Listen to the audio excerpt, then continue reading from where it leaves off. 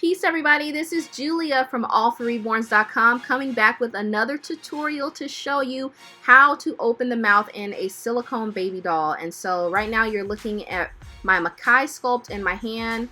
As you can see, it is an open mouth sculpt that I created from a lump of clay. And here's a quick picture just to show you what silicone baby Makai looks like once it's all done.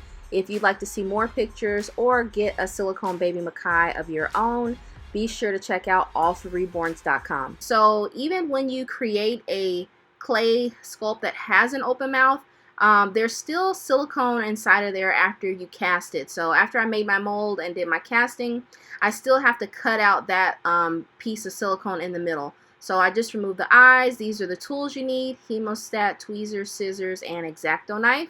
And let's get to work. So if you saw my last tutorial on cutting out and making eye sockets, it's kind of the same technique.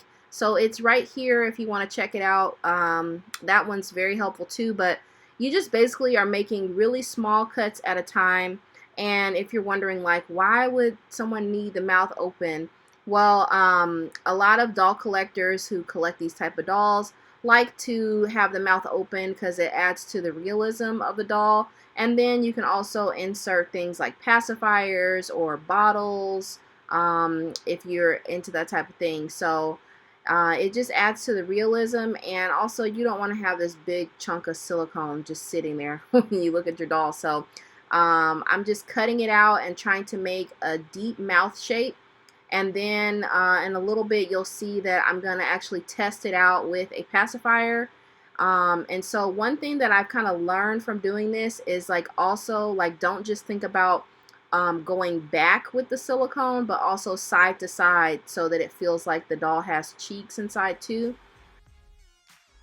After I'm done cutting this silicone out of the mouth, there's actually another step that will just smooth everything out and make it look just as smooth on the inside as it does on the outside, because for making all these cuts it does get kind of jagged and rough looking inside the mouth. But I have a cure for that, and I'll show you in another video. If you're interested, just let me know in the comments. But let's go ahead and see. I feel like that's pretty nice.